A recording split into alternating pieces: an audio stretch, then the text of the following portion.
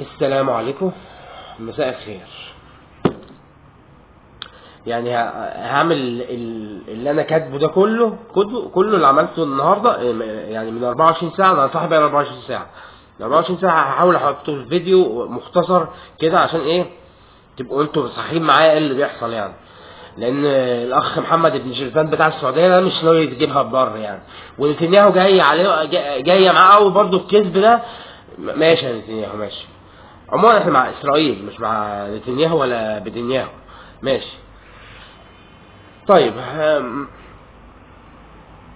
انا عايز اقول للاستاذ خرا المعيز اللي اسمه السلطه الفلسطينيه، انت عايز تعرف الحقيقه ان مفيش حد اصلا في العالم مستعني في الصمه غير اسرائيل، يعني محدش خايف عليك قد اسرائيل.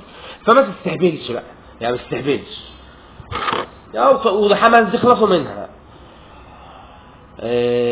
طبعا في ناس معينه اقول لكم ده والله ما بيرزاش، ده رمان.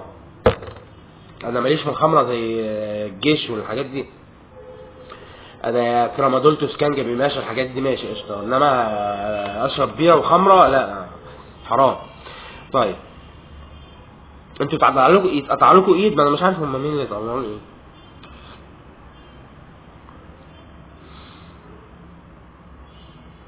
انا اشوف الكلام الاول، اصل وقعه في الفيديو غير مكتوب يعني. ده انا برزع.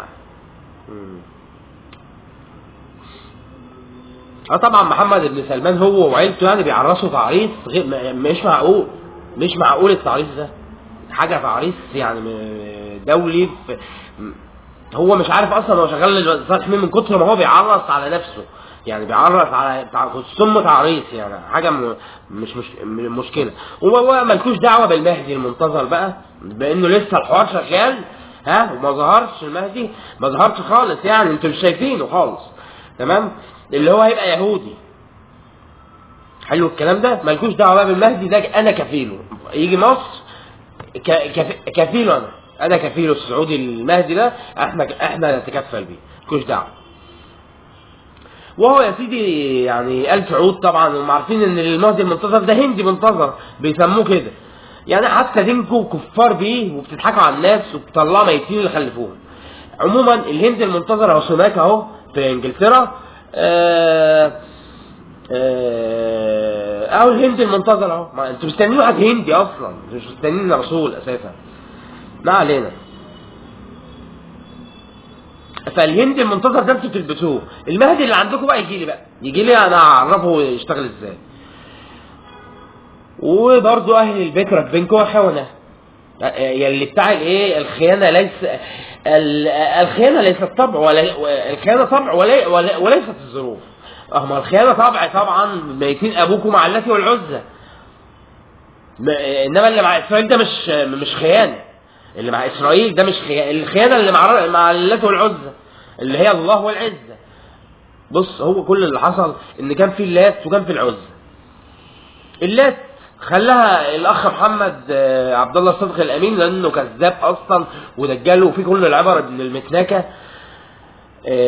يعني خلى اللات الله وخلى العزى العزه، فبقت الله والعزه. طبعا اول ما مات الناس ارتدت على الاسلام، ما رجعوش الا بالحرب من حبيب بقلبه ابو بكر يعني. مش هنستطرد في كتير، بس مفيش يعني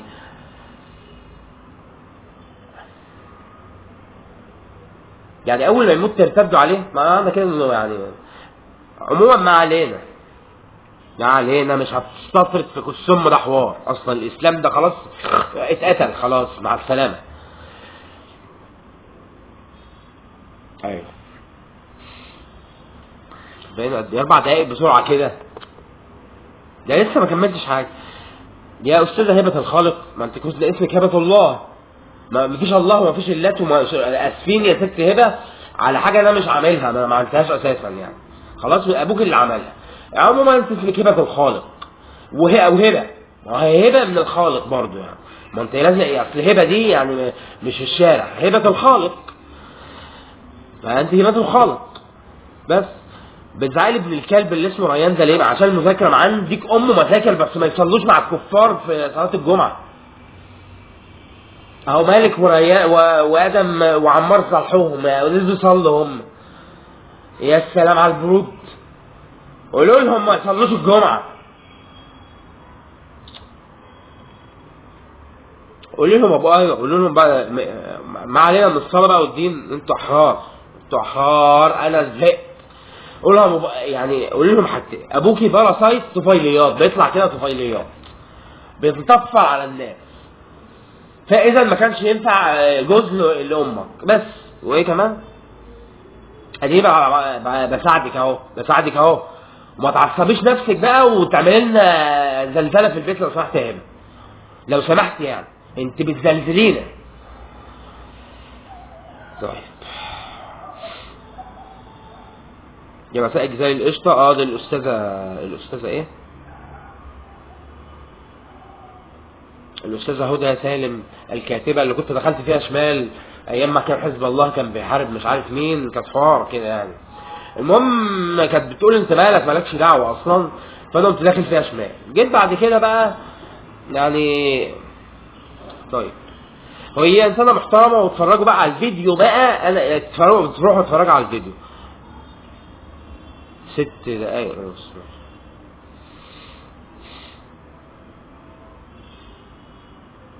ومعلش بقى يا سيدي، هو كان يوم ابن وسخه من اوله يعني، ازاز اتكسر، ازاز اخرقني كده مش عارف اتعورت دي بس، شوف دي بس، وانا واقع على الازاز وهو ما بيتكسر يعني سبحان الخالق يعني.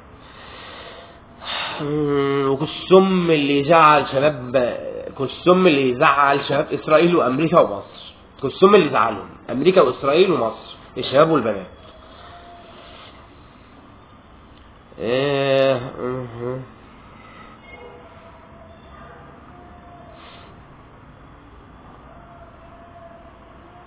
دي الاستاذه عزه وايت لايت الزملكاويه بتقول ده الزملكاويات هتستحمل، وياسمين عز اللي هي يعني زي رضوى الشربيني كده بتقول لك ايه، والزملكاوي هيستحمل منك قرف بالسنين. ماشي يا ستي، انتوا الاثنين معانا في اهل البيت، ماشي. 8 دقايق نخلص بسرعه كده.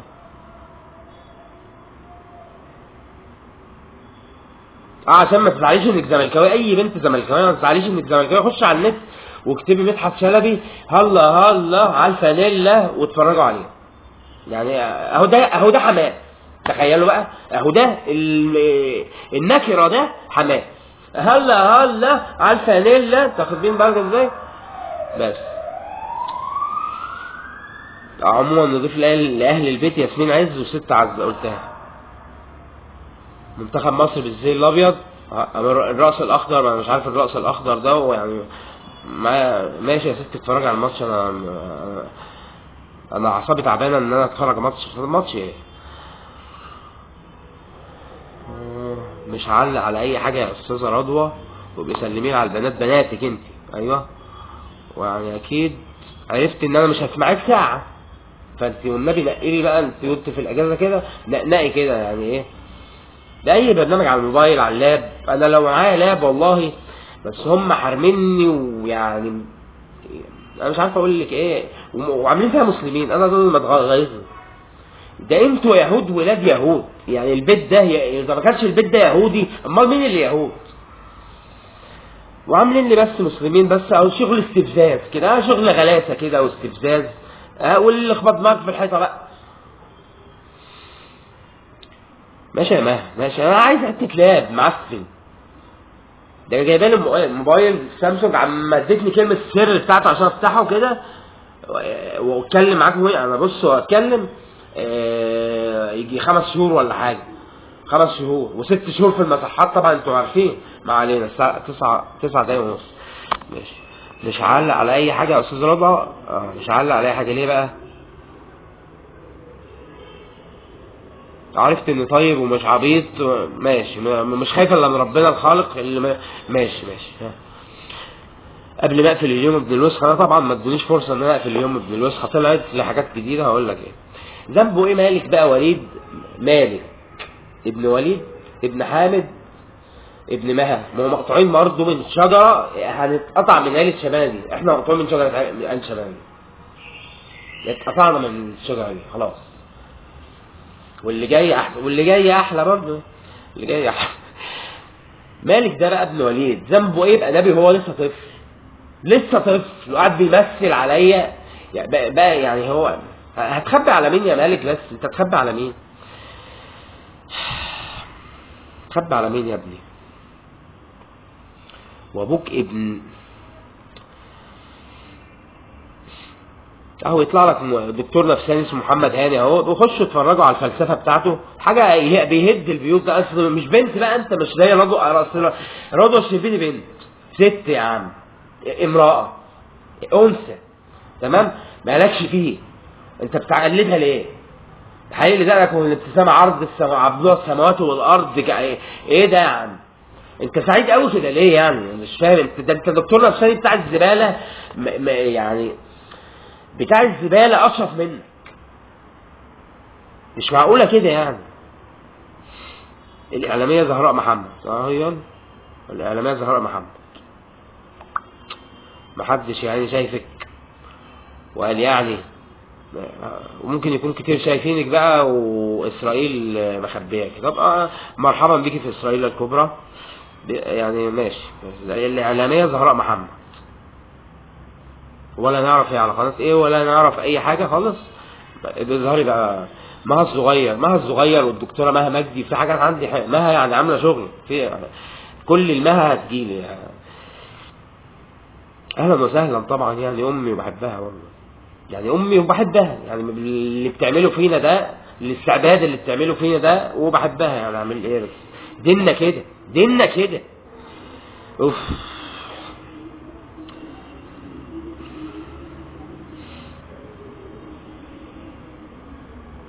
The movie that you watch so many times. ايوه الموفي اللي so much many times ايه بقى مها؟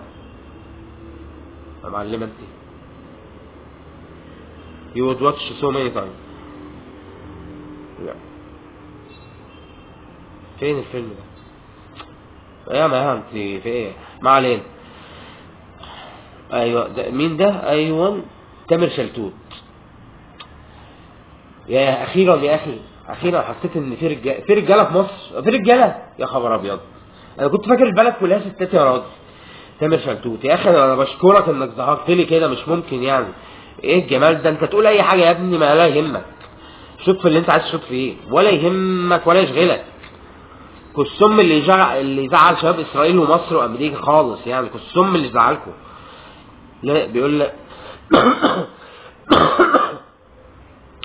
بيقول لك لازم تشكر كل الناس اللي اتخلت عنك وانت في اشد الحاجه ليهم. عارف ليه؟ عشان علموك ازاي ما تحتاجش لحد.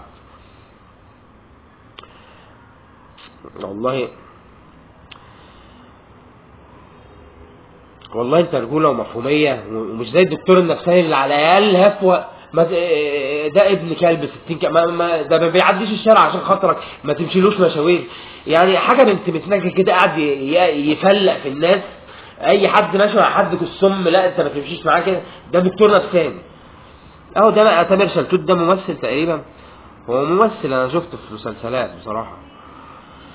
لازم تشكر كل الناس اللي اتخلت عنك عشان علموك ازاي ما تحتاجش لحد اهو. بيديلهم اي عذر يا اخي. عرفت ان مفيش اوسخ من الدكاتره النفسيين يا اخي. ايوه ابي احمد ده بقى مين؟ ابن المرة الشيطه ده مين ده؟ ابن المرة الشيطه ده مين ده يعني؟ انا عايز افهم يعني.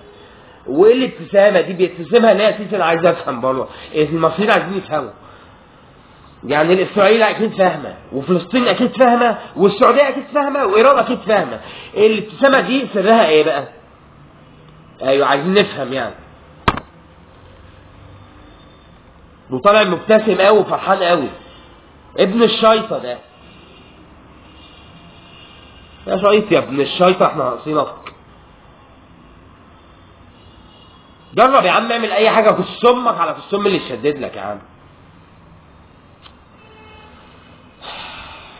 كام؟ 14 دقيقه. والله الوقت ازف، الوقت ازف يا اخوان. ده فيديو معايا انا واسماء، ما علينا. اهو الباشا بيقول لي ايه، انا اسف يا جماعه، اسف.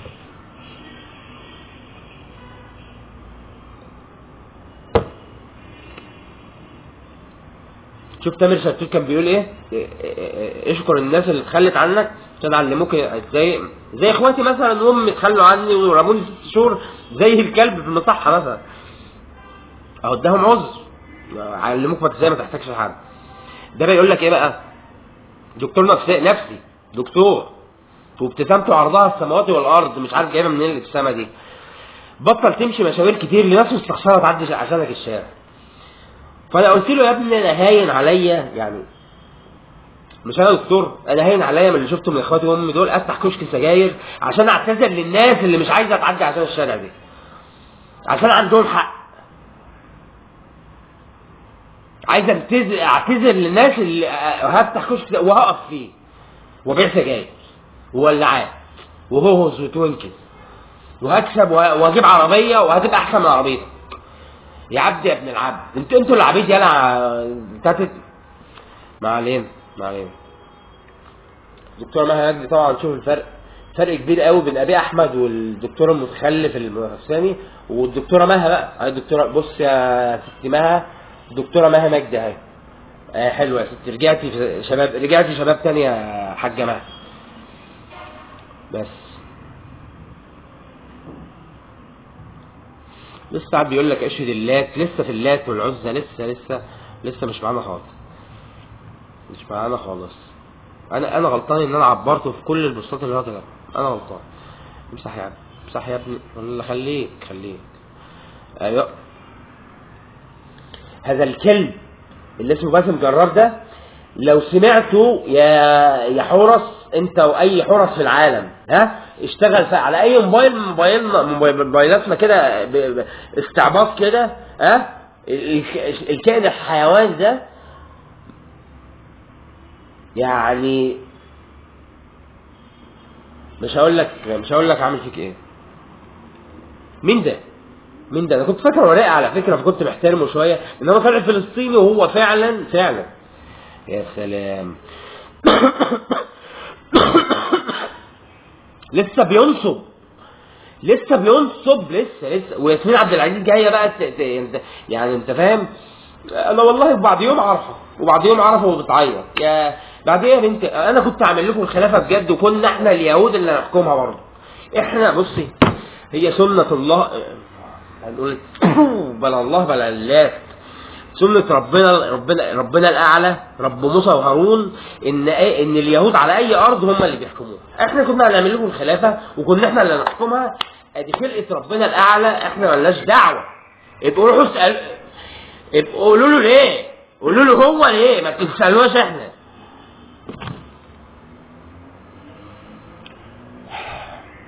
كام؟ 18 دقيقة قبل 20 إن شاء ربنا الأعلى، إن شاء رب موسى وهارون هنخلص. يا خامنئي انت حسن نصر الله يعني، والاخ اللي اسمه السيستاني بتاع العراق انا عارف ملوش لازمه. خامنئي انت حسن نصر الله ماشي. يعني الشيعة عموما خلاص تقدروا تقولوا دلوقتي انكم يهود. يلا انتوا تقدروا دلوقتي تقولوا انكم يهود، يلا ما فيش مشكله. انا طبعا مش هتقولوا انك يهود، ما انا مش فاهم. عبد اللهيان مين اللهيان؟ يعني ده من اسماء الله الحسنى، اسماء الله الحسنى برضه اللهيان. لهيان مين يا عم؟ ده احنا هنديكم في اللهيان وهنبعبصكم في اللهيان وهنحطه لكم في اللهيان، هنحطه لكم في اللهيان. لهيان مين يا عم؟ المهم يا خامنئي لو ما تلمتش انت والميليشيات بتاعتك دي وعلى الضرب اللي قاعد بتضربها على اسرائيل هتندم، ومش هنضرب عليك، هنضرب عليك صواريخ وهنعمل عليك ثوره من الداخل مش هتتنسى. طبعا انت عارف ان الوضع من جوه عندك على يعني سنه، وهيحصل عليك الصم في انقلاب. انا بحذرك يعني، فما تلعبش بالنار.